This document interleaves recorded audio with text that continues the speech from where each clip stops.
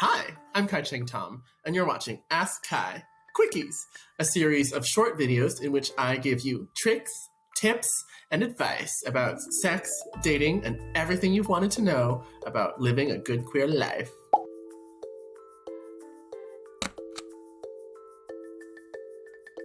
Today's question comes from someone who says, I thought I was going on a date with someone, but then she invited someone else along. I have no interest in competing for her attention. How do I have fun as a third wheel? So I'm going to invite everyone to take a deep breath with me as I answer this question because the answer might get a little spicy, okay? Beautiful. I think what this question brings up for me is like the question of how it feels to experience like an indirect rejection, which is like, oh, that's not so good. And there are some like really difficult dynamics that come up when we assume that we are being invited into like a romantic or sexual relationship with someone, and that's not what's happening. It's difficult for everyone. It's difficult for the person being invited, but not really. It's difficult for the person who is maybe being misinterpreted. It's just difficult in general. And so I guess the first thing I would say is like this term for third wheel is a little bit tricky for me. I'm living in like a queer context. And I guess I would say like either we're being invited into someone's romantic or sexual world or we're not being invited. And the idea of being a third wheel can sometimes have this connotation of like deserving to be inside or like wanting to be inside. And that's just a tricky place to be. I might say, instead like I'm platonic friends with someone, or I'm sexual or romantically in a relationship with someone. And that's a distinction that feels, to me, a little bit more clear and a little bit less laden with like tense social connotations. Then I guess I would just say, it's difficult living in ambiguous queer life. Like, I don't know, raise your hand if you're out there and you've been invited on an ambiguous queer hangout. Like, that's me, like all the time, It's just really tricky because potentially so many people could be romantic or sexual partners, but maybe they just want to be friends, or maybe they're figuring it out, or maybe you're figuring it out. Maybe there's like a little sizzle, a little heat, but then also like they've got something else going on or whatever. Like there's just so many circumstances and so much potential drama that like it's just tough. So let's all just give ourselves a big pat on the back, pat, for living a queer life and getting through it, because it's awesome and also can be pretty challenging. I will say I am also not the hugest fan of like the culture of queer ambiguity.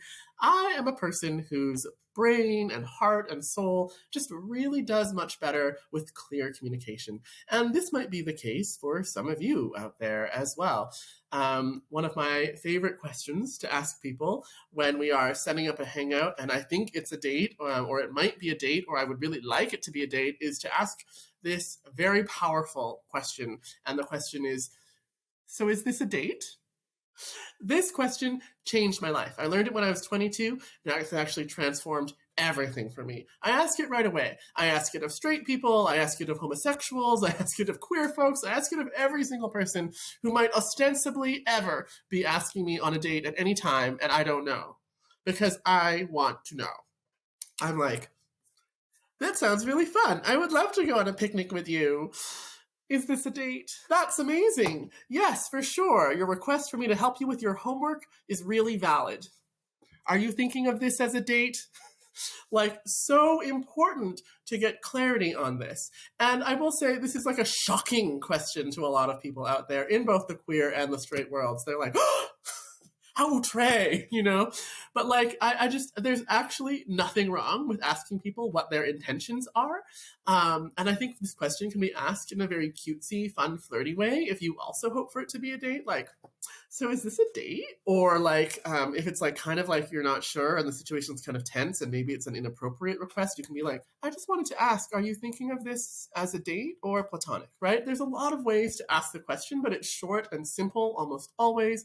And it kind of puts the onus on the other person to clarify what they mean. And the onus is on the other person if they invite you somewhere to tell you what their intention is with the invitation. So asking, is this a date? Really important question. Now, people respond to this like sometimes with a little shock. They're like, you asked the question.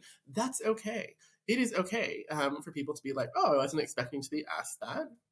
That's fair. What we will often get when we ask the question is people will say, yes. Or like, well, I don't know, but maybe it could be, and I'm open to going with the flow, but I was sort of hoping. And when we get that kind of like, oh, I was just going to go with the flow, but what I would just say is like, that's a person telling you kind of yes, but they're not sure. Kind of yes, but they're not sure what you're going to say. Kind of yes, but they're still figuring it out. Kind of yes, but they don't know you well enough to commit to a relationship. And so they're trying to keep things light.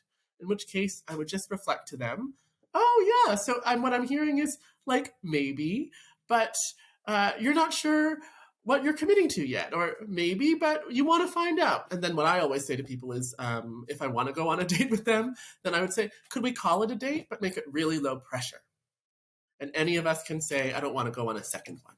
And that usually helps people to be like, oh, okay, yes. Sometimes we also get a no. I was just really wanting to go on a picnic in the woods by a waterfall with you.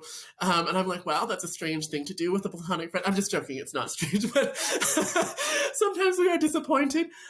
So, they might say, I just really wanted to go on a fun hangout, in which case we can say, great, I love to go on a fun hangout.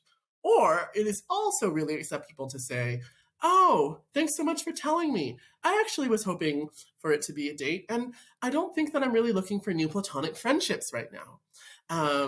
But thank you so much for asking, and if you ever would like to go on a date, then please feel free to ask at another time. That is also really okay. People are not entitled to our time in any specific kind of way.